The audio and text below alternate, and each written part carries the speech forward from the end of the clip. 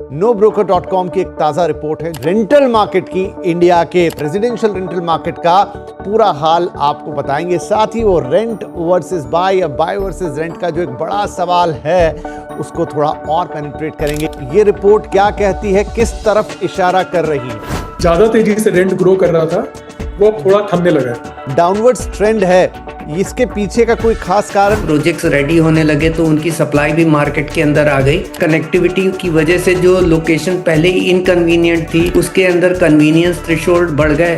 क्या आज की स्थिति में बाय रेंट की कहानी काफी क्लोज है? जहां अगर आपका रेंटल यील्ड अच्छी है, परचेज जो है वो ज्यादा ऑप्टिमम है, और जहां रेंटल यील्ड कम है, रेंट पे रहना ज्यादा बेटर है। इस वक्त जो बेंगलुरु का मार्केट है वो कैसा है? जहाँ पे भी कनेक्टिविटी इंप्रूव हो रही है, अपॉर्चुनिटीज आ रही हैं, वहाँ पे रेंटल इन्फ्लेशन अभी भी हाई है। कहानी कॉमन निकल रही है, वो है इंफ्रास्ट्रक्चर की कहानी, कनेक्टिविटी की कहानी, और वो बात चेन्नई के साथ भी हो रही है। This market has a huge potential. यहाँ पे एक बड़ी अपसाइड अवेलेबल है गोइंग फॉरवर्ड। पुणे बड़ा ही स्टेबल शहर माना जाता है, क्या रेंट में भी वैसा ही कुछ दिखा रहा है? पुणे और चेन्नई दो मार्केट है जो काफी अफोर्डेबल है, और वहाँ पे एंड यूजर है वो अभी भी प्रॉपर्टी अफोर्ड कर सकता है। Delhi NCR now the king of property, यहाँ पर क्या निकल कर आ रहा है रेंटल का मामला? इन्फ्लेटेड मार्केट है, capital prices are always very high as compare to rental yield. अब बचे हुए आधे साल के लिए क्या आउटलुक है, किधर जाते हुए दिखाई देंगे रेंटल? लगता है कि ये स्टेबली रहेगा, 7 से 8-9% पर एनम का ही इन्फ्लेट होगा।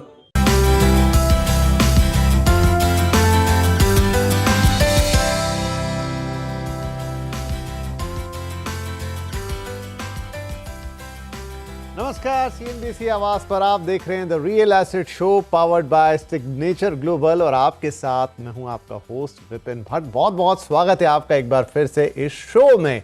और आज बात करेंगे आपके घर की, लेकिन कैसे, कुछ अलग तरीके से। देखिए, जब घर की बात आती है तो किसी भी घर में रहने वाले के लिए दो ऑप्शन होते हैं, या तो वो घर को किराए पे ले ले या फिर घर को खरीद ले। और ज़्यादातर लोग वैसे किराए पे ही रहते हैं, घर खरीदने वालों के मुकाबले उनका प्रपोर्शन हमेशा ज़्यादा रहता है। ख़ास तौर पर ये प्रश्न तब आता है जब हम जॉब करने के लिए नए नए शहरों में पहुंचते हैं, ख़ास तौर पे जो हमारे मेट्रो सिटीज़ है, आप वहाँ जॉब करने के लिए पहुंचते हैं। जिस तरह का पूरा जॉब डायनामिक्स है इंडिया के अंदर, तो 8-10 शहर हैं जहाँ पर देश की ज़्यादातर जनता अलग अलग सेक्टर्स में जॉब के लिए पहुँचती है, उत्तर से लेके दक्षिण, पूरब से लेके पश्चिम तक। और तब एक बड़ा सवाल सबके मन में होता है कि मैं घर किराए पे लूं, या फिर अगर वो किराया घर की ईएमआई के थोड़ा करीब है तो फिर खरीद ही क्यों ना लूं। ये पुरातन प्रश्न है, एक यक्ष प्रश्न है जिसके जवाब हमेशा ढूंढने की कोशिश होती है। बाय वर्सेस रेंट का एक हमेशा मुकाबला चलता रहता है, लेकिन ओवरऑल जैसा मैंने कहा कि ज़्यादातर लोग घर किराए पे लेते हैं। अच्छा, अब जो नया सिनारियो है वो ये है कि पेंडेमिक के बाद से हमने देखा कि देश के कुछ बड़े शहर, मसलन बेंगलुरु हो गया, हैदराबाद हो गया, मुंबई हो गया, पुणे हो गया, दिल्ली एनसीआर हो गया, खासतौर पे गुरुग्राम हो गए, ये वो सारे शहर जहां पर हमारा एक मेजॉरिटी ऑफ वर्कफोर्स इन दिनों काम करता है, वहां पे रेंटल्स ऐसे हाई गए, बहुत ऊपर गए। लेकिन अब वो थोड़े मॉडरेट हो रहे हैं। बीच में तो ऐसा वक्त भी आ गया था जहां पर ज्यादातर शहरों में बाय वर्सेस रेंट का जो सवाल है वो काफी क्लोज आ गया था कि भाई इतना किराया देना है तो फिर घर खरीद ही क्यों ना लिया जाए। लेकिन जो ये साल है 2025 का, और उसके जो पहले 6 महीने H1, उसमें तस्वीर थोड़ी सी बदलती हुई नजर आ रही है। और ये तस्वीर कौन लेकर आ रहा है? NoBroker.com की एक ताज़ा रिपोर्ट है, जो हर साल अपनी इस रिपोर्ट के साथ आते हैं और ताज़ा तस्वीर पेश करते हैं रेंटल मार्केट की, इंडिया के। तो आज उन्हीं की ही ताज़ा रिपोर्ट पर हम बातचीत करेंगे और उसके ज़रिए देश के रेंटल मार्केट का, रेजिडेंशियल रेंटल मार्केट का पूरा हाल आपको बताएंगे। साथ ही वो रेंट वर्सेस बाय या बाय वर्सेस रेंट का जो एक बड़ा सवाल है उसको थोड़ा और पेनिट्रेट करेंगे कि इस वक्त, इस माहौल में और इस पैमाने पर वो बाय वर्सेस रेंट कहां जाकर खड़ा है, किस शहर में उसकी क्या स्थिति है। राइट, तो ये सारी बातचीत आज होगी और उसके लिए हमारे साथ हैं कुछ खास मेहमान। कार्यक्रम में शामिल हो रहे हैं सौरभ गर्ग साहब, जो कि को फाउंडर और चीफ बिजनेस ऑफिसर है NoBroker.com के, और साथ ही जुड़ रहे हैं पंकज कपूर साहब, जो कि एमडी है लाइसेंस फॉर आज के। आप दोनों का बहुत बहुत स्वागत है। राइट, तो सौरभ, आपकी रिपोर्ट है तो हम आपसे ही शुरुआत करते हैं। रिपोर्ट जनवरी से लेकर जून तक का पीरियड कवर करती है और देश की रेंटल तस्वीर को दिखाती है। राइट, तो पहले जस्ट एक फॉरवर्ड ही आपसे पूछ लेते हैं, ओवरऑल ये रिपोर्ट क्या कहती है, किस तरफ इशारा कर रही है? नमस्कार विपिन जी।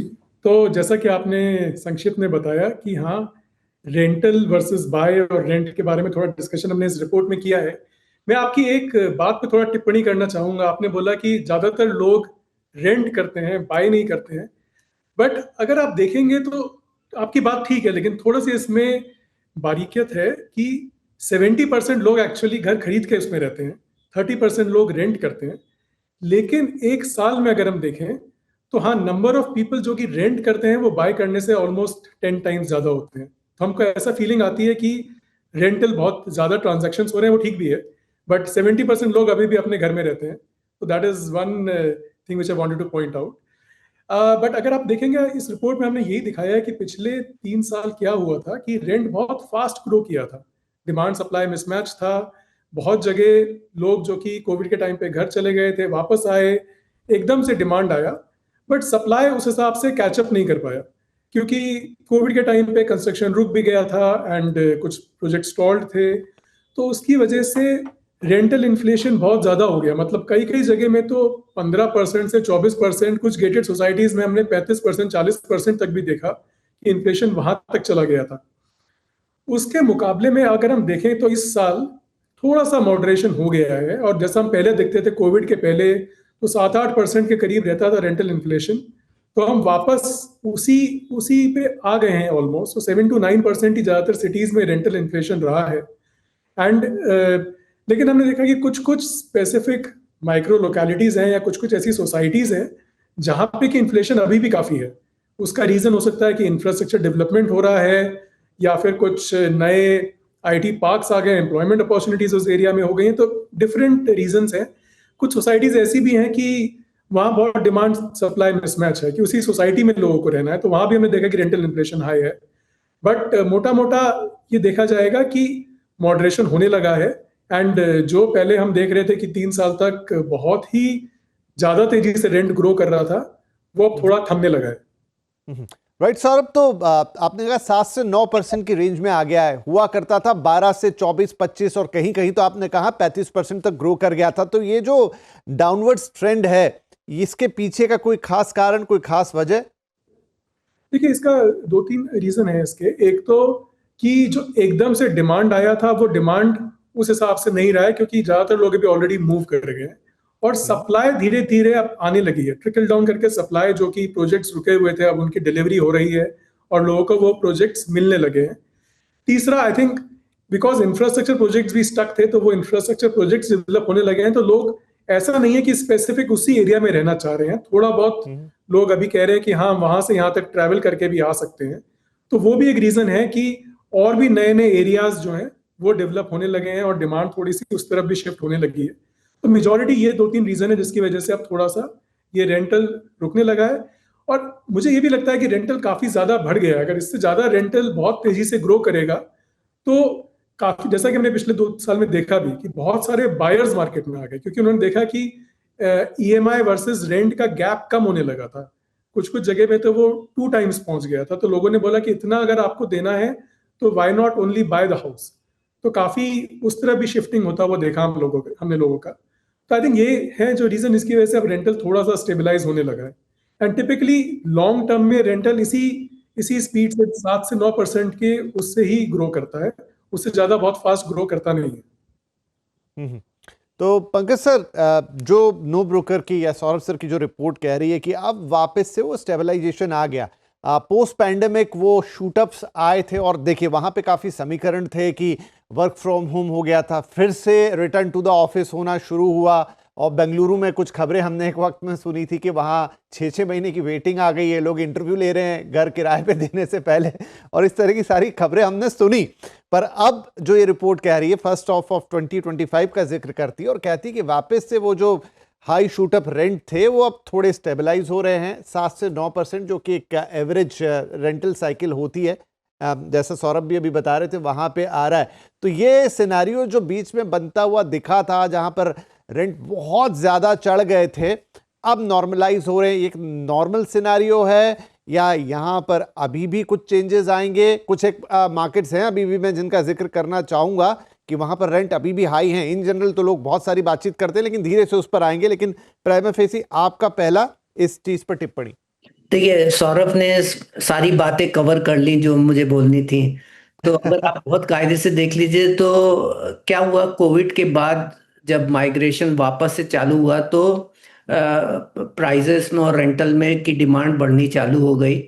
लेकिन जितनी भी सिटीज थी वहाँ पे कन्वीनियंस लोकेशन थी which are more interactive to the jobs where the hubs were there.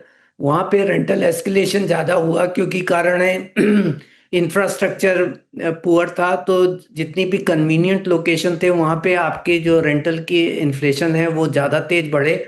ऐसा नहीं है कि हर जगह पे प्राइसेस और रेंटल जो है ऊपर बढ़ रहे थे।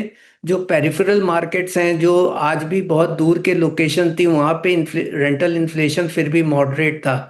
लेकिन उसके बाद जो रिसेंट हमें ये दिखाई दिया कि जो ग्रोथ हो रही थी रेंटल के अंदर वो थोड़ी सी मॉडरेट इसके लिए हुई, जैसे सौरभ ने बोला कि कई सारी यूनिट जो हैं वो रेडी होने लगी, प्रोजेक्ट्स रेडी होने लगे तो उनकी सप्लाई भी मार्केट के अंदर आ गई।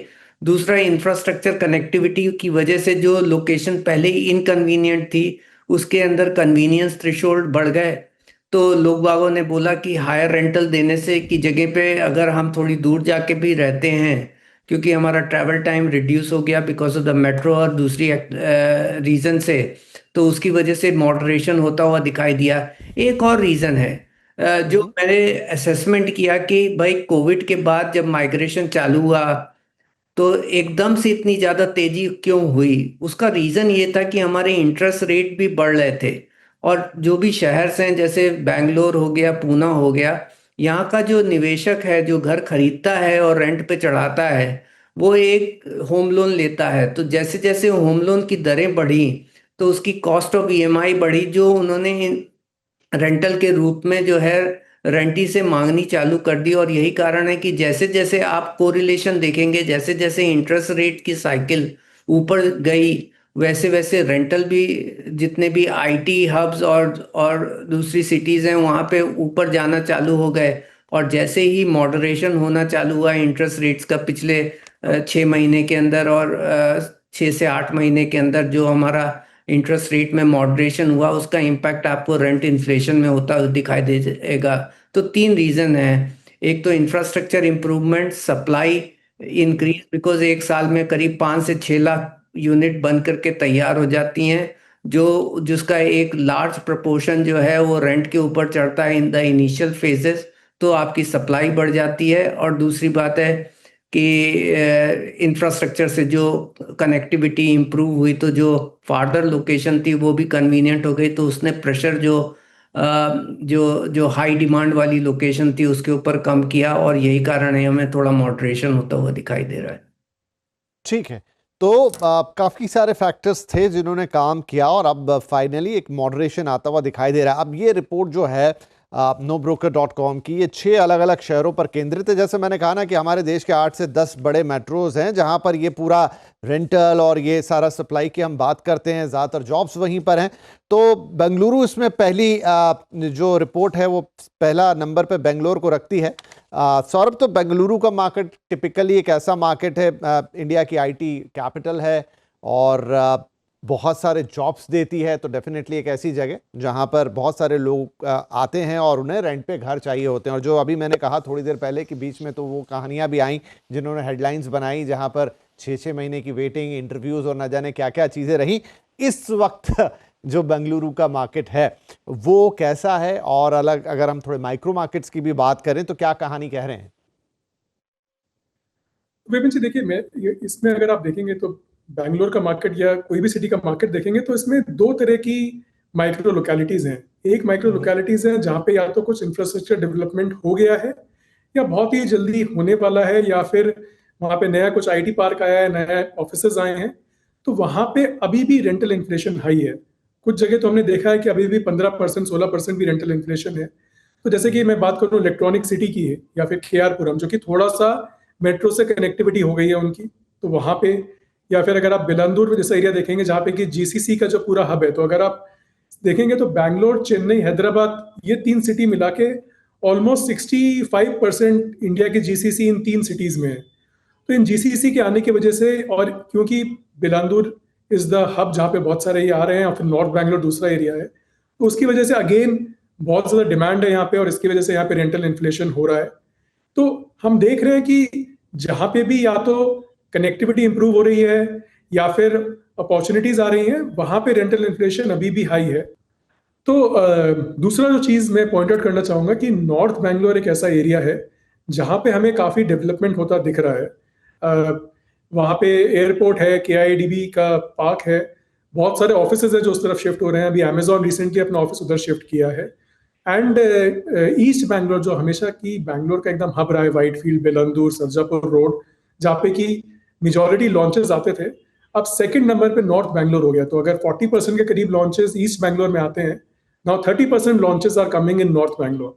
तो बहुत सारे इन्वेस्टर्स हैं, बहुत सारे लैंडलॉर्ड्स हैं जो कि वहाँ पे प्रॉपर्टी में खरीद रहे हैं रेंटल एप्रिसिएशन के लिए, रेंटल यील्ड के लिए, और उन्हें लगता है कि आगे जाके कैपिटल एप्रिसिएशन भी होगा।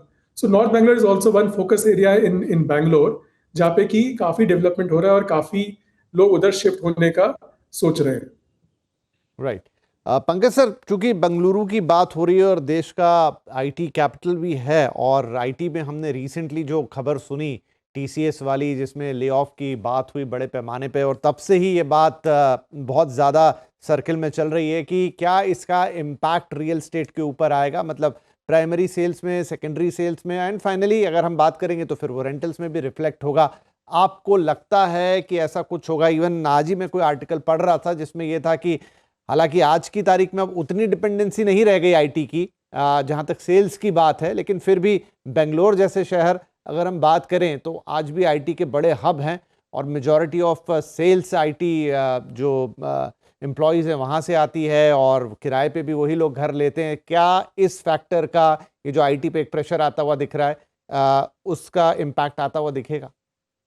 देखिए, लॉन्ग टर्म में दिख सकता है, क्योंकि जो रिट्रेंचमेंट भी टीसीएस ने किए वो एक मिड एज ब्रैकेट के किए, ये नहीं कि ये अर्ली स्टेज के जो एम्प्लॉय होते हैं उनका रिट्रेंचमेंट हुआ। तो इस तरीके का जो न्यूज़ होता है ये थोड़ा मार्केट में अनसर्टेनिटीज पैदा करता है कि अगर एक कंपनी इस तरीके का मेजर्स ले रही है तो दूसरी शायद फॉलो करें। तो लोग बाग जो कमिट करना चाहते थे घर खरीदने के लिए, उनके ऊपर थोड़ा सा इनर्शिया ज़रूर आएगा और वो अपना जो है डिसीजन थोड़ा होल्ड कर सकते हैं। लेकिन मैं शॉर्ट टर्म में इतना ज़्यादा इम्पैक्ट नहीं देखता हूँ जिनके पास जॉब स्टेबिलिटी है। और दूसरा बात ये भी है कि आईटी पे इतनी डिपेंडेंसी नहीं रही रियल एस्टेट की। आपके पास यंग प्रोफेशनल्स हैं, दूसरी सेल्फ एम्प्लॉयड प्रोफेशनल्स हैं, और दूसरे सेक्टर्स की भी जो कंपनियां हैं वो भी पार्टिसिपेट करती हैं इक्वली। और उसके साथ साथ जो है एक इन्वेस्टर का पार्टिसिपेशन भी मार्केट के अंदर रहता है। तो इसके कारण जो है इतना ज़्यादा इम्पैक्ट मुझे शॉर्ट टर्म में नहीं दिखता है। लेकिन अगर इस तरीके की न्यूज़ आती रही तो गोइंग फॉरवर्ड में आपको ज़रूर आईटी का इम्पैक्ट रियल एस्टेट पे होता हुआ दिखाई देगा। इनफैक्ट सौरभ भी अपनी कोई राय रखना चाह रहे थे इस पर। जी सौरभ। हाँ, तो मेरे को ऐसा लगता है विपिन जी कि अगर ये बहुत टाइम तक कंटिन्यू होता रहा और मल्टीपल कंपनीज ऐसा करेंगी तो शायद कुछ इम्पैक्ट आए। लेकिन अब काफी डाइवर्सिफाइड पूल है, तो ये सिर्फ आईटी नहीं है, बहुत सारे जीसीसीज हैं, स्टार्टअप्स हैं, और स्टार्टअप्स काफी अच्छा कर रहे हैं। तो मेरे ख्याल से डिमांड काफी डाइवर्सिफाइड है, इवन बैंगलोर, हैदराबाद जैसी सिटीज में भी, कि वो पूरे का पूरा आईटी पे डिपेंडेंट नहीं है। और हो सकता है कि शॉर्ट टर्म ब्लिप हो थोड़ा बहुत, बट लॉन्ग टर्म में मेरे को लगता है कि अभी भी डिमांड बहुत ही स्ट्रांग है, एंड मुझे ऐसा इम्पैक्ट आता हुआ नहीं दिखता है। Okay, right. तो अब हम आगे बढ़ जाते हैं। ये थोड़ी वक्त के साथ ही बात हमें पता चलेगी, और जैसा आप दोनों ही कह रहे हैं कि अब उतनी डिपेंडेंसी नहीं रही आईटी के ऊपर। एक वक्त था जब पूरा का पूरा रियल एस्टेट, खासतौर पे साउथ इंडिया का या गुरुग्राम का, ये जो पॉकेट्स थे, यहाँ पर बहुत ज़्यादा डिपेंडेंसी थी आईटी के ऊपर। लेकिन वक्त के साथ जीसीसी, स्टार्टअप्स और तमाम तरह का, तो बड़ा डाइवर्सिफाइड हो गया है पूरा सिनेरियो। ना on number 2 is Hyderabad. Saurabh, Hyderabad की क्या कहानी निकल कर आ रही है? तो हैदराबाद बहुत ही इंटरेस्टिंग है। तो अगेन काफी बड़ा जीसीसी का हब है Hyderabad, and lot of it happens in the western part of Hyderabad. तो हम वेस्टर्न पार्ट में देख रहे हैं कि काफी डिमांड है और मैक्सिमम रेंटल इन्फ्लेशन भी उस एरिया में, हाईटेक सिटी के आसपास जो पूरा का पूरा एरिया है, तो पूरा रेंटल इन्फ्लेशन वहां पे दिख रहा है हमारे को। बट हैदराबाद में बहुत ही इंटरेस्टिंग पार्ट ये हुआ है कि जो सदर्न पार्ट ऑफ हैदराबाद है, एयरपोर्ट के पास, जो इतने टाइम से था कि वो डेवलप होगा, वो फाइनली डेवलप होने लगा है, क्योंकि वहां पे अभी इंफ्रा प्रोजेक्ट्स आने लगे हैं, कनेक्टिविटी काफी इंप्रूव हो गई है, मेट्रो भी वहां पे कनेक्ट होने वाली है। तो ये जो पार्ट है, यहाँ पे आगे चल के काफी डेवलपमेंट होगा। और जो ईस्टर्न पार्ट ऑफ हैदराबाद है, जो कि उप्पल, एलबी नगर वगैरह है, क्योंकि उसकी काफी अच्छी कनेक्टिविटी हो गई है पूरे हाईटेक सिटी वगैरह से, तो वहां पे काफी लोग हैं जो कि अब घर लेने लगे हैं। वहां पे रेंटल इन्फ्लेशन दिख रहा है, क्योंकि आप मेट्रो से ऐसा 30-40 मिनट में आप हाईटेक सिटी पहुंच सकते हैं, और वहां पे rents as compare to western part are very very low. तो काफी डिमांड वहां पे दिख रही है, एंड लोग वहां पे जाके रहने की कोशिश कर रहे हैं। But southern part is where we think that Hyderabad is going to move to. So lot of development happening, lot of builders have launched new projects there, and वो पूरे का पूरा एरिया जो कि बहुत साल से बात हो रही थी कि डेवलप होगा, अब फाइनली वहां पे डेवलपमेंट स्टार्ट हो गया है, एंड काफी लोग वहां पे अभी इन्वेस्ट कर रहे हैं। जी, और अब लगे हाथ तो हम वो रेंट वर्सेस बाय वाला भी लेते हुए ही चलेंगे, थोड़ी बेंगलोर की भी बात कर लेंगे, लेकिन चूंकि हैदराबाद की बात हो रही, पंकज साहब गच्ची बाउली और कुकटपल्ली और अभी मियाँपुर की बात कर रहे थे, जो एयरपोर्ट के आसपास वाला इलाका, निजामपेट, मनीकोंडा, ये नाम है जो हमेशा से चलते हैं, लेकिन अब नए इलाके डेवलप हो रहे हैं। कनेक्टिविटी हैदराबाद में हमेशा से अच्छी थी, अभी और अच्छी हो रही है, इंफ्रास्ट्रक्चर ऑलरेडी बेटर था, काफ़ी स्पेस है, काफ़ी खुला खुला है। तो क्या ऐसी जोग्राफीज के अंदर किराए हमेशा मॉडरेट ही रहते हैं या यहाँ पर भी इम्पैक्ट आता है? और हमने देखा हैदराबाद के साथ एक थोड़ी अलग कहानी भी चली, लेकिन अब उस कहानी से वो बाहर निकल चुका है। देखिए, हैदराबाद मार्केट में अगर वाई बेसिस पे देख लीजिए तो रेंटल एप्रिसिएशन जो है वो प्रॉपर्टी के कैपिटल वैल्यू एप्रिसिएशन से ज़्यादा हुआ। अगर कैपिटल वैल्यू एप्रिसिएशन सारे प्रोजेक्ट्स का, अगर project to project level appreciation देखते हैं तो कुछ 5 से 5.5% है, जबकि rental appreciation on similar unit पे देख लेते हैं तो करीब 7% एवरेज आ रहा है सिटी का।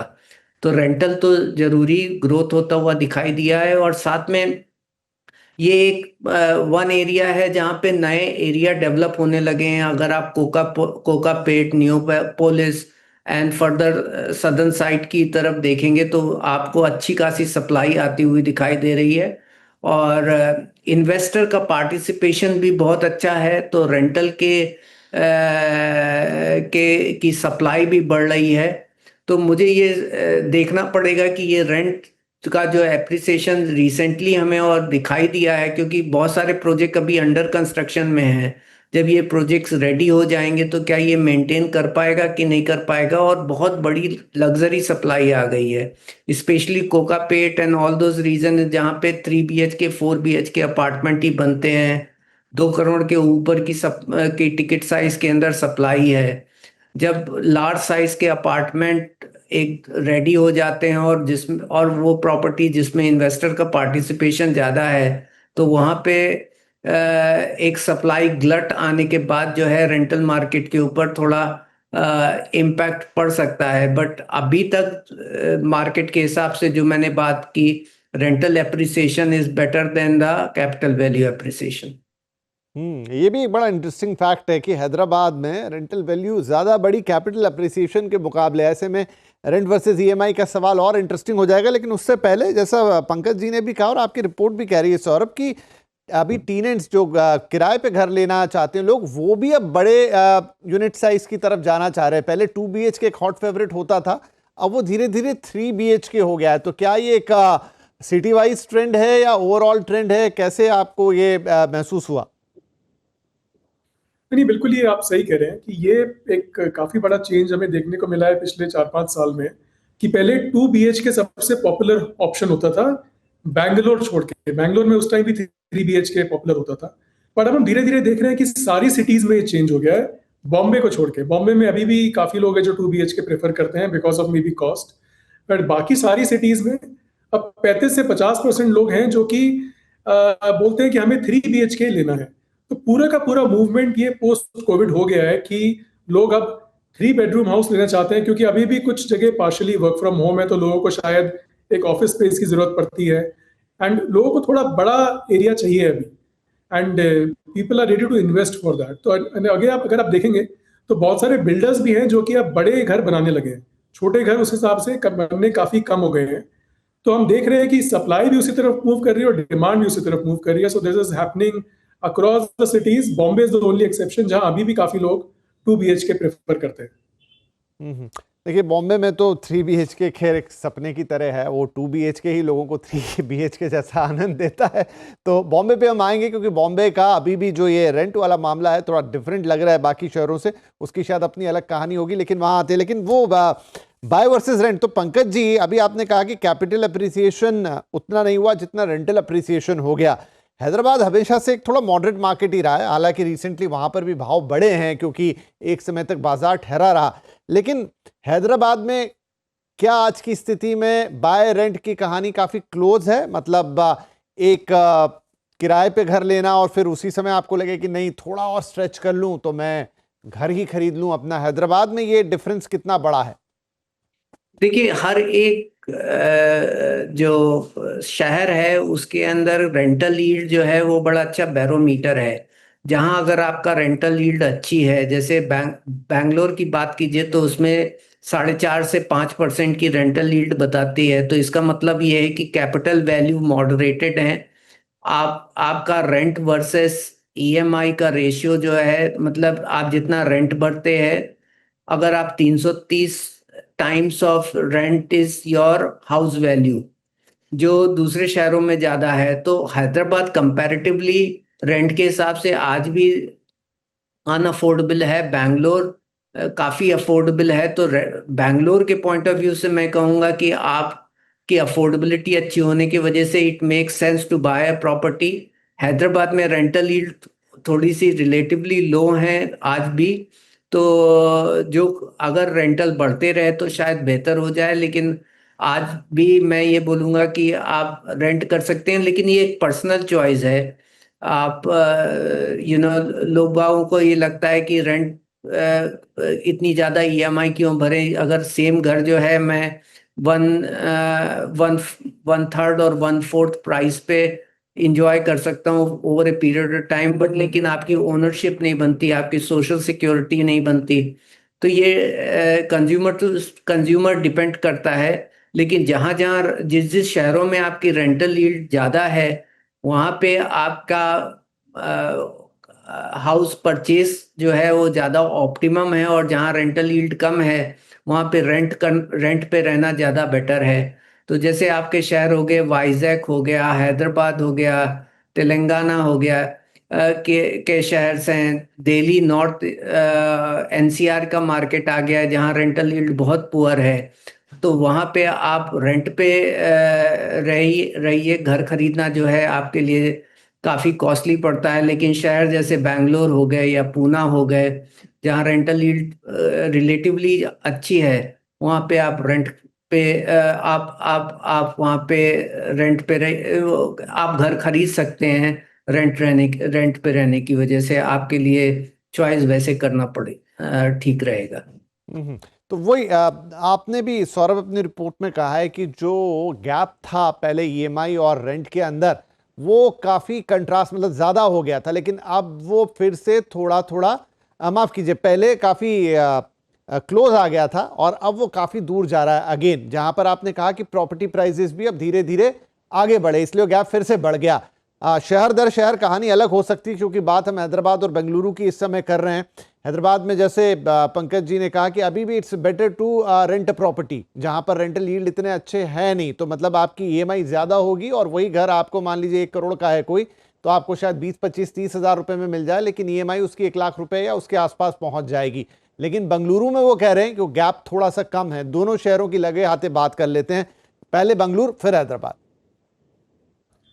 हाँ, तो देखिए हैदराबाद में अगर देखेंगे तो थोड़ा सा एक डिफरेंस ये है कि बाकी सारी सिटीज में प्राइस स्टैग्नेंट था काफी टाइम तक, और हैदराबाद में एक्चुअली 2018 से ही अप्रिसिएशन होना स्टार्ट हो गया था, क्योंकि काफी because of that Andhra Telangana issue, उससे पहले 10 साल तक कुछ हुआ नहीं था, कुछ भी प्राइसेस मूव नहीं करे थे।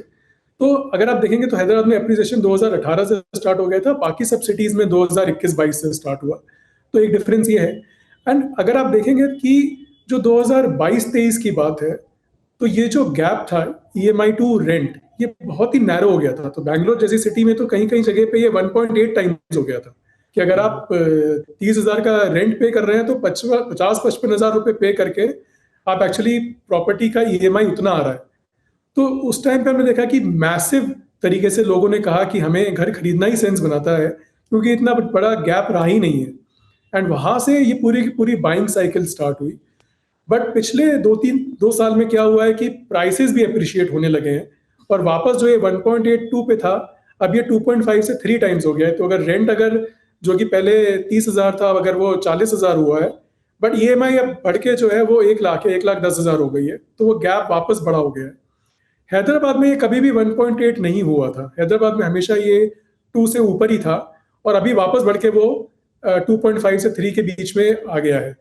तो हाँ, ये सही बात है कि बैंगलोर में ज़्यादा सेंस बनाता है, बिकॉज रेंटल यील्ड बैंगलोर में 4-4.5% है, हैदराबाद में लोअर है इससे। तो ज़्यादा सेंस बनाता है बिकॉज गैप अभी भी है। बट ये गैप 2023 में तो एकदम ही मैजिकल था कि उस टाइम तो एकदम ही सेंस बनाता था कि आपको घर खरीदना ही चाहिए। अब धीरे हाँ, धीरे वापस ये गैप बढ़ने लगा है, and because of the capital price which is appreciated of the house in the last 2 years। I think post Covid एक सिनेरियो आया था, मतलब 2023 तो थोड़ी ज्यादा आगे की बात हो जाएगी, लेकिन जस्ट आफ्टर द कोविड जब प्रॉपर्टी के भाव नहीं बढ़े थे उस लिहाज से, रेंट भी मॉडरेट रहे होंगे, लेकिन जो आपका इंटरेस्ट रेट था वो काफी नीचे आ गया था, इनफैक्ट 6.5 के आसपास आ गया था। तो आपको वही प्रॉपर्टी, इंटरेस्ट रेट, और क्योंकि यही तीन चीजें आप देखते हैं कि भाई अभी घर का किराया कितना जा रहा है, ईएमआई कितने की बनेगी, और चूंकि उसमें इंटरेस्ट रेट भी लोअर थे, तो वो तीनों कॉम्बिनेशन बैठ जाते थे, तो लोगों को लगता था। लेकिन उसके बाद बहुत सारे लोगों की ये भी शिकायत आई कि उसके बाद इंटरेस्ट रेट की साइकिल इतनी तेजी से बढ़ी कि वो 9%, ऑलमोस्ट 10% के आसपास पहुंच गई। हाल फिलहाल में जरूर ओवरऑल अगर हम H1 की बात करें तो 1% का ओवरऑल सीआरआर कट हम देख चुके हैं, लेकिन अभी भी वो ऊपर है, उस वक्त से तो काफी ऊपर है। तो अब आगे और कितना कट होता है नहीं होता है थोड़ी देखने वाली बात होगी, लेकिन वो बीच में जरूर है। जैसा आपने कहा 1.8 आ ही गया था बेंगलोर के अंदर, तो वो एक ऐसा वक्त था जब बहुत सारे लोगों ने प्रॉपर्टी खरीदी। अब वो वक्त आएगा एग्जैक्टली कि नहीं, देखने वाली बात होगी। लेकिन चलिए अब हम मूव करते हैं तीसरे शहर की तरफ, एंड दैट इज चेन्नई। तो सौरभ, चेन्नई की क्या कहानी निकल कर आ रही है? ठीक है, चेन्नई में भी रेंटल्स काफी मॉडरेट हो गए हैं, अभी 8-9% के अराउंड है। और यहाँ भी स्पेसिफिक एरियाज है जैसे कि वेलाचेरी, मडीपक्कम, जहाँ पे कि हमें दिख रहा है कि रेंटल इन्फ्लेशन कुछ कुछ जगह में अभी भी हाई है, 12%, 13% है। और चेन्नई में भी काफी डेवलपमेंट आ रहा है पूरे का पूरा इंफ्रास्ट्रक्चर के अराउंड। तो जैसे कि जो एरिया है जहाँ पे कि पेरिफेरल रिंग रोड आने वाली है, श्री पेरुम्बदूर, ये वाला जो एरिया है, यहाँ पे काफी हमें दिख रहा है कि डेवलपमेंट आ रहा है। और पोरूर करके जो एरिया है उधर काफी डेवलपमेंट आ रहा है, जो कि अगेन ये जो पीआरआर है, ये आउट ओल्ड मद्रास रोड से कनेक्टिविटी काफी इंप्रूव हो जाएगी इसकी, तो सिटी के लिए आना काफी इजी हो जाएगा। वहां पे एक नया एयरपोर्ट का भी अनाउंसमेंट हुआ है, तो उस तरफ भी लगता है कि डेवलपमेंट स्टार्ट होगा, क्योंकि अभी तो वो काफी अर्ली फेजेस में है, बट उधर भी हमें लगता है कि डेवलपमेंट आएगा। But I think this entire peripheral ring road is one area जहाँ पे कि डेवलपमेंट ऑलरेडी होने लगा है, and southern Chennai is where a lot of action is going to happen in the next few years. Chennai पे क्या राय होगी Pankaj sir आपकी? हमेशा से एक मॉडरेट, थोड़ा शांत सा एक बाजार रहता है जहां चीजें बहुत ज्यादा स्पेकुलेट नहीं होती, चाहे वो रेंट की बात करें, चाहे वो फिर घर खरीदने की बात करें। चेन्नई हाल फिलहाल में आपको कैसा लग रहा है? देखिए, हर शहर में एक कहानी कॉमन निकल रही है, वो है इंफ्रास्ट्रक्चर की कहानी, कनेक्टिविटी की कहानी, और वो बात चेन्नई के साथ भी हो रही है। बिल्कुल। और चेन्नई एक्चुअली मैं ये सोच रहा हूँ कि कब वो अपना पुराना वक्त दिखाना चालू करेगा, जब सेल्स थर्ड और फोर्थ पोजीशन पे होती थी, specially the housing sales and all those thing. उसके बाद से वो एक मॉडरेटेड फेस के ऊपर ही रहा, अभी भी उस तरीके की रिकवरी हमें नहीं दिखाई दी। और काफ़ी अफोर्डेबल मार्केट है, both in terms of house prices as well as your rental. और एक चीज जरूर उभर के आई है कि जितनी भी location which are IT hubs के पास में हैं और जहाँ पे इकोनॉमिक हब्स के पास की है, वहाँ पे आपको रेंटल एप्रिसिएशन ज़्यादा दिखाई दिए। और डिमांड उधर ज़्यादा गई, और या फिर उन एरिया में जो पहले ही इनकन्वीनियंट थे और मेट्रो की कनेक्टिविटीज़ और इंफ्रास्ट्रक्चर कनेक्टिविटी की वजह से उसमें जो इम्प्रूवमेंट हुआ, तो वहाँ पे भी डिमांड का परकोलेशन हुआ।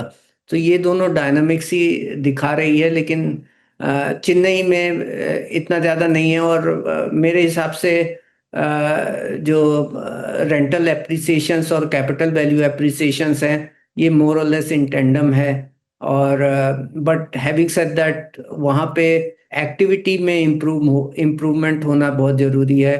आज भी ये मार्केट जो थर्ड और फोर्थ पोजीशंस पे आता था इंडिया के, इस वक्त घट के सिक्स्थ और सेवेंथ पोजीशन पे हो गया है सेल्स और सप्लाई के पॉइंट ऑफ व्यू से।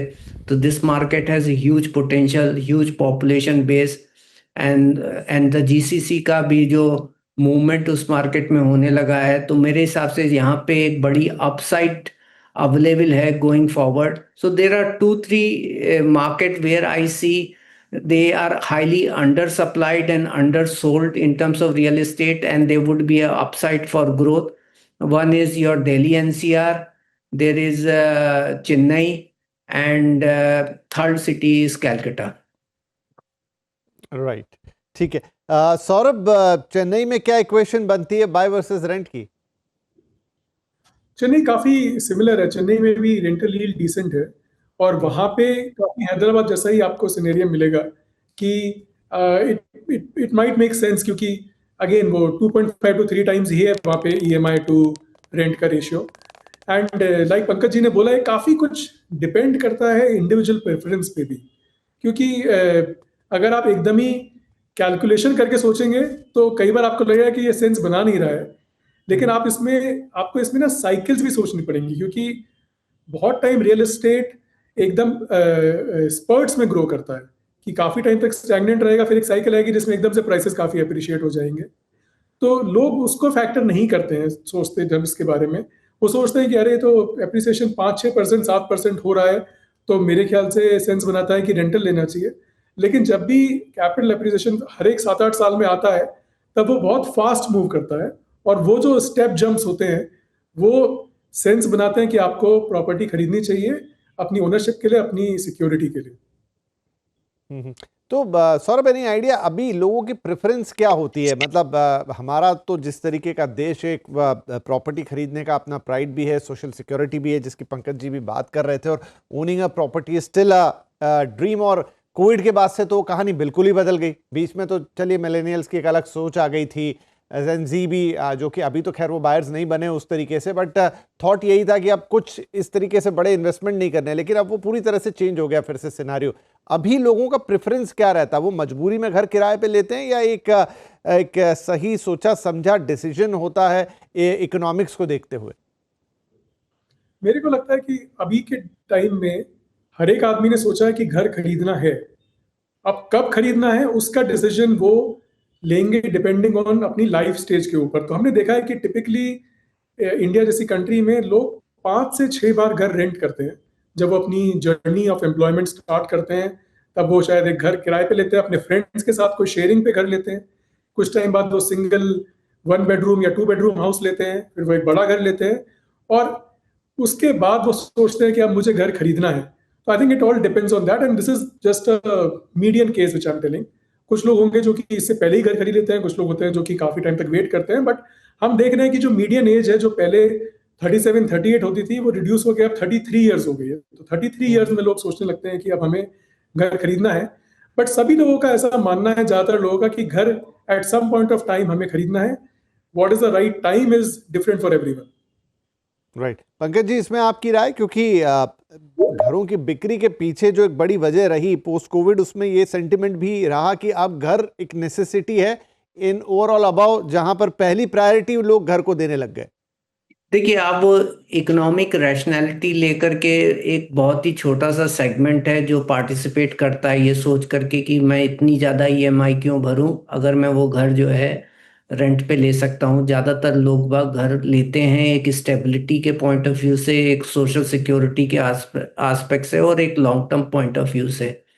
और सौरभ ने तो समझा ही दिया कि जब early stage of your employment होता है तो आप ज़्यादातर रेंट पे रहते हैं, क्योंकि आपकी अफोर्डेबिलिटी इटसेल्फ आपको जस्टिफाई नहीं करती कि आप घर खरीद सकें। और जैसे जैसे आपकी एलिजिबिलिटी आती है, आपको लगता है, वैसे वैसे जो है लोग बाग घर खरीदना चालू करते हैं। तो अपने वर्किंग एज में जो शुरुआत के 5 साल हैं, तो वो ज़्यादातर आदमी रेंट पे रहता है। उसके बाद डिपेंडिंग अपॉन उसकी एलिजिबिलिटी वो घर खरीदने के इच्छुक हो जाता है और ज़्यादातर लोग घर खरीदते हैं। तो मेरा अपना पॉइंट ऑफ व्यू है कि ये बहुत बड़ी डिबेट रहती है कि भाई हम घर क्यों खरीदें अगर हमारा रेंट इतना कम है, और 2 टाइम्स और 3 टाइम्स मैं ईएमआई क्यों दूं। ये जो रैशनैलिटी है, ये केवल एक छोटे से percentage of highly rational minds के लिए है। ज़्यादातर लोग घर खुद का खरीदना चाहते हैं और एक स्टेबिलिटी उनकी लाइफ में आती है, एक फैमिली की स्टेबिलिटी आती है। तो ये मुझे लग रहा है, और यही कारण है कि जो सौरभ का स्टार्टिंग पॉइंट था कि आज भी 70 से 80% की जो पॉपुलेशन है वो अपने ओन्ड हाउस में रहती है। रेंट पे रहने वाले करीब 30% ही हैं।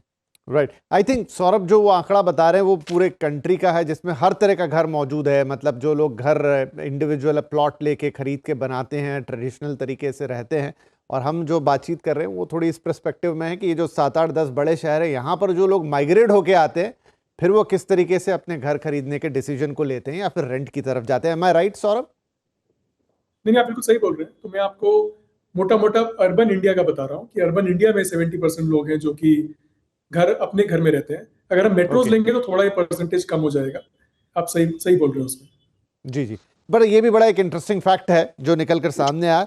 Now coming to the city of Mumbai, अब इसमें भी आपकी रिपोर्ट कह रही है 7 to 9% की जो है वो रेंटल यहाँ पर एक इन्फ्लेशन है इन फर्स्ट हाफ ऑफ 2025। शायद मैं और पंकज जी आपसे यहाँ थोड़ा डिफर कर जाएंगे, क्योंकि दोनों इसी शहर को बिलोंग करते हैं और जितनी बातचीत हम आसपास सुनते हैं, लोगों से समझते हैं। हालांकि आपने भी उसमें एक मेजर कारण वही दिया है जो हम लोग भी मानते हैं, वो है रीडेवलपमेंट का।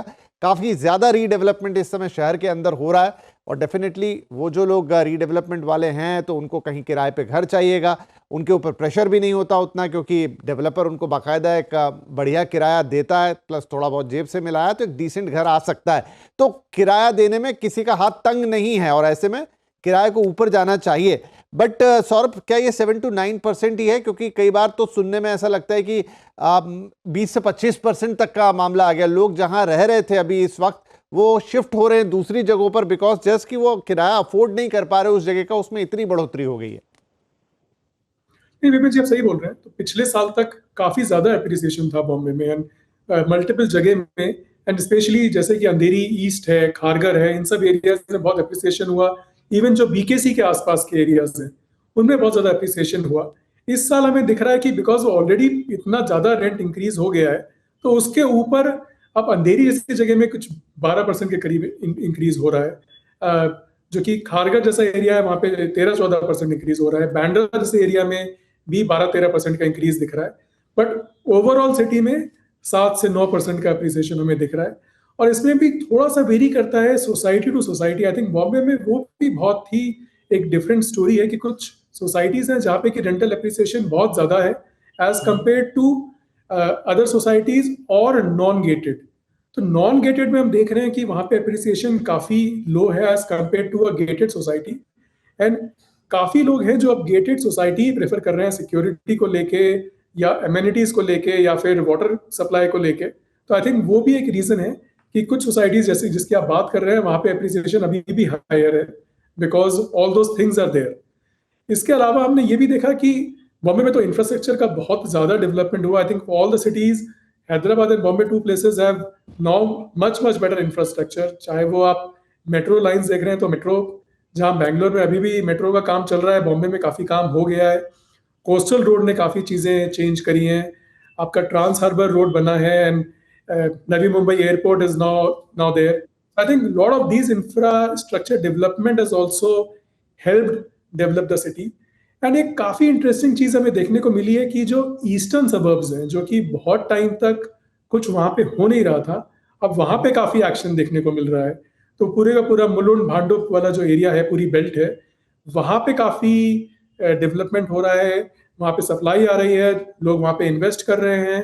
तो I think that's one place where we think a lot of development is going to happen in the next couple of years. Pankaj ji, आपकी राय मुंबई पे मुझसे कुछ अलग या लगभग वैसी ही?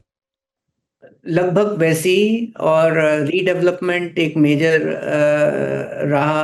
बिकॉज ऑफ दैट जो रेंटल अपार्टमेंट में वैकेंसीज कम हो गई, घर अवेलेबल नहीं थे। और साथ में जो शहर की पॉपुलेशन है उसका भी प्रेशर रहा। तो यही कारण है कि आपकी रेंट में ग्रोथ सबसे ज़्यादा यहाँ पे होती हुई दिखाई दी। और मुंबई एक तरीके से अफोर्डेबल भी हो गया। अगर अगर आप देखेंगे तो कैपिटल वैल्यू एप्रिसिएशन उतना नहीं हुआ जितना भी रेंटल एप्रिसिएशन हुआ, तो इसके लिए रेंटल यील्ड बढ़ गई इस मार्केट की। तो ओवरऑल एस्पेक्ट्स में मैं बिल्कुल एग्री करता हूँ जो सौरभ ने बोला। क्योंकि कुछ जगहों पे तो यहाँ त्राहिमाम जैसा हो गया। अच्छा, रीडेवलपमेंट की एक अलग बात यह है कि जब रीडेवलपमेंट में कोई प्रॉपर्टी जाती है तो डेवलपर उसको लेते ही साथ तोड़ देता है, मतलब उसमें वापस जाने का चांस खत्म हो जाता है। और यही है कि आपको तो एनीवे कहीं और शिफ्ट करना ही है, और बहुत सारा, क्योंकि मुंबई में जगह की काफ़ी कमी है और काफ़ी सारा इस समय डेवलपमेंट हो रहा है, तो होगा कहाँ? वो उन्हीं जगहों पर होगा जहां रीडेवलपमेंट का स्कोप है। हालांकि दूसरे शहरों की कहानी इससे काफ़ी जुदा होती है, लेकिन इसी कारण मुंबई एक थोड़ा अलग और स्पेसिफिक मार्केट बन जाता है जिसके डायनामिक्स भी काफ़ी अलग चलते हैं। तो ओवरऑल 7 से 9% है जो रिपोर्ट बता रही है, उसमें एक बेस इफेक्ट भी काम करेगा। जैसा सौरभ कह रहे हैं कि ऑलरेडी वो इतने बढ़ गए थे कि अब उसके ऊपर अगर आप 9 से 12, 8 से 10% भी पकड़े तो वो भी बहुत बड़ा फिगर निकल कर आएगा। और यह हकीकत है कि यहाँ पर काफ़ी सारे लोग थोड़ा स्ट्रगल करते हुए नजर आए, जहां पर उनको या तो लोकेलिटी चेंज करनी पड़ी या फिर एक पूरा का पूरा वेस्टर्न लाइन से कोई ठाणे चला गया, ठाणे से कोई नवी मुंबई शिफ्ट हो गया, अकॉर्डिंग टू देयर चॉइसेस। लेकिन ये हुआ इस शहर के अंदर just because of the rental thing, right. The next city is Pune again. Saurabh, Pune is like one of the cities जहां पर एक बहुत ही पैरिटी में डेवलपमेंट होता है, हर तरीके का बड़ा ही स्टेबल शहर माना जाता है। क्या रेंट में भी वैसा ही कुछ दिखा रहा है? देखिए, पुणे में काफ़ी स्टेबिलिटी रहती है, एंड मुझे लगता है कि पुणे अभी भी, पुणे और चेन्नई 2 मार्केट्स है जो काफ़ी अफोर्डेबल है। और वहाँ पे अगर आप देखेंगे तो जो कि एंड यूज़र है वो अभी भी प्रॉपर्टी अफोर्ड कर सकता है। और पुणे में रेंटल इन्फ्लेशन भी म्यूटेड ही था, 7-8% के करीब रहा। ऑल्दो पिछले 2-3 साल में रेंटल इन्फ्लेशन था, बट उस टाइम पे भी इतना क्रेजी रेंटल इन्फ्लेशन पुणे में कभी नहीं हुआ। एंड पुणे में 2-3 एरियाज है जहाँ पे हमें दिख रहा है कि रेंटल काफ़ी बड़ा है, जैसे कि बानेर साइड में, वाकर साइड में अभी भी हमें दिखता है कि रेंटल इन्फ्लेशन हाई है। And it's because it's very close to Hinjewadi, पूरे का पूरा आईटी पार्क एक्शन वहाँ पर है। एंड पुणे में एक नया एरिया जो पूरा डेवलप हो रहा है वो पूरे का पूरा ईस्ट पुणे वाला एरिया है, जो कि हडपसर एंड उस टाइप का, उस तरफ का जो एरिया मंजरी, ये पूरे का पूरा एरिया में हमें काफ़ी डेवलपमेंट होता दिख रहा है। कनेक्टिविटी इंप्रूव हो रही है, एयरपोर्ट भी नया आ रहा है जो कि प्रपोज हुआ है उस तरफ में। तो हमें लगता है कि वो वाला पूरा एरिया काफ़ी डेवलप होगा। वहाँ पे नए आईटी पार्क्स भी आ गए हैं, तो एम्प्लॉयमेंट अपॉर्चुनिटीज़ भी हैं, एंड प्राइसेस अभी भी काफ़ी रैशनल हैं वहाँ पे। तो उस एरिया में काफ़ी डेवलपमेंट अभी होने वाला है। रिंग रोड भी पूरे उस एरिया को कनेक्टिविटी काफ़ी इंप्रूव करने वाली है। So infra wise I think that area has lot of pluses now. Pankaj ji, आपका टेक पुणे पर? मुझे तो हाउसिंग सेल्स में थोड़ा सा मॉडरेशन होता हुआ दिखाई दे रहा है। थोड़ा सा it looks like it has touch its own efficiencies, कुछ हद तक ओवर सप्लाइड हो गया। एक वक्त पे वो one of the most productive market था। Number of house annual sales जो है वहाँ के अवेलेबल हाउस होल्ड के करीब 4 से 5% आती थी, जो एवरेज टॉप 8 सिटीज़ की 2% आती थी। तो वहाँ पे मुझे थोड़ा मॉडरेशन होता हुआ दिखाई दे रहा है। एंड क्योंकि वहाँ पे सप्लाई भी अच्छी खासी आई, घर बन के भी तैयार हो गए काफ़ी ज़्यादा, तो रेंटल में इसके लिए अप्रिसिएशन नहीं रहा क्योंकि उतना ज़्यादा जो बाकी शहरों में दिखाई दिया, क्योंकि सप्लाई फ्लो भी बना रहा over a period of time. तो यही कारण है। लेकिन जो हाउसिंग की जो सेल्स है, जो यूनिट की बिक्री होती है, उसके अंदर हमको सबसे ज़्यादा इस क्वार्टर में डिक्लाइन पूना में होता हुआ दिखाई दिया। अगर ऐसा है तो सौरभ, क्या फिर उसका रेंटल पे भी इम्पैक्ट आता हुआ दिखाई देगा? देखिए, मुझे लगता है कि इसका इम्पैक्ट अगर आएगा भी तो काफी लैग के साथ आएगा, क्योंकि जो अभी सेल हो रही है उसका सप्लाई का इम्पैक्ट काफी लेट आएगा, 3-4 साल बाद आएगा। तो अभी मेरे को लगता है कि ऐसा इम्पैक्ट नहीं आने वाला है, क्योंकि अभी तो अगेन सप्लाई धीरे धीरे ट्रिकल डाउन करके ही आ रही है पुणे में, and there is still a strong demand for rental, unless की बहुत ही बड़ा कुछ आईटी कंपनीज, क्योंकि Poona is very dependent on IT companies, Poona में इतने जीसीसीज नहीं है, तो अगर वहां पे बहुत ज्यादा आईटी कंपनीज का एम्प्लॉयमेंट पे इम्पैक्ट हुआ, then Poona will be severely impacted, otherwise I don't see that impact coming in the short term. हमें वेट करना पड़ेगा 27-28 का, जब lot of the supply which has been sold in the last 2-3 years, जब वो supply market में आएगी, तब इज द बिगेस्ट टेस्ट कि उस टाइम पे क्या होने वाला है। उस टाइम पे प्राइसेस स्टेबल रहने वाले हैं, रेंटल स्टेबल रहने वाले हैं, कि because lot of this sale which you have done, वो उस टाइम पे पूरा मार्केट में आ जाएगा, तो उस टाइम पे रीसेल स्टार्ट होगा, उस टाइम पे रेंटल के इनफ सप्लाई अवेलेबल होगी। So 27, 28, 29 is when is the critical time for us to understand कि एक्चुअली रियल एस्टेट में उस टाइम पे क्या होने वाला है। ठीक है जी। Now quickly coming to Delhi NCR, now the king of property. अभी तो जिस तरह की हलचल, जिस तरह की हेडलाइंस इस शहर ने या इस इलाके ने ली है, उसने काफ़ी खबरें निकाली, इसलिए हमने कहा कि किंग। और इसमें गुरुग्राम जैसे इलाके शामिल हैं, तो दूसरी तरफ नोएडा, ग्रेट नोएडा, नोएडा एक्सटेंशन, ऐसे इलाके शामिल है। सौरभ, यहाँ पर क्या निकल कर आ रहा है रेंटल का मामला? देखिए, रेंटल ऑफ कोर्स ग्रो किया है, मतलब 8-9% से ग्रो करा है दिल्ली एनसीआर ओवरऑल में, but rental typically the rental market is very large in Gurgaon and Noida. तो Delhi is a very different kind of market. ना तो वहां पे बहुत ज्यादा न्यू डेवलपमेंट होता है, ना बहुत ज्यादा रेंटल के लिए लोग दिल्ली सिटी में ऐसा चाहते हैं, but Gurgaon and Noida are the two cities where we see lot of influx happening. And वहां पे हम देखते हैं कि गोल्फ कोर्स एक्सटेंशन में काफी जंप हुआ है प्राइसेस में। नोएडा में भी हमने कुछ कुछ जगह में देखा है कि प्राइसेस में जंप हुआ है। अगर आप न्यू एरियाज के बारे में बात करेंगे, तो आई थिंक बहुत ही एक इंटरेस्टिंग एरियाज जो कि निकल के आ रहे हैं। एक तो पूरे का पूरा जो आपका ये Dwarka express way area, I think ये काफी फास्ट तरीके से डेवलप हो रहा है। एंड एक जो बहुत ही इंटरेस्टिंग मार्केट है is the entire Indirapuram Siddharth Vihar area, जहाँ पे कि एक नया काइंड ऑफ डेवलपमेंट स्टार्ट हुआ है because of the connectivity. Rapid rail भी आ रही है, मेट्रो कनेक्टिविटी है वहाँ पे। I think east Delhi and Ghaziabad, this area is very interesting and we need to watch कि वहाँ पे क्या होने वाला है, because connectivity is now great. Rapid rail is now going almost it going to Meerut, so the entire thing is connected very well. तो वहाँ पे देखना पड़ेगा।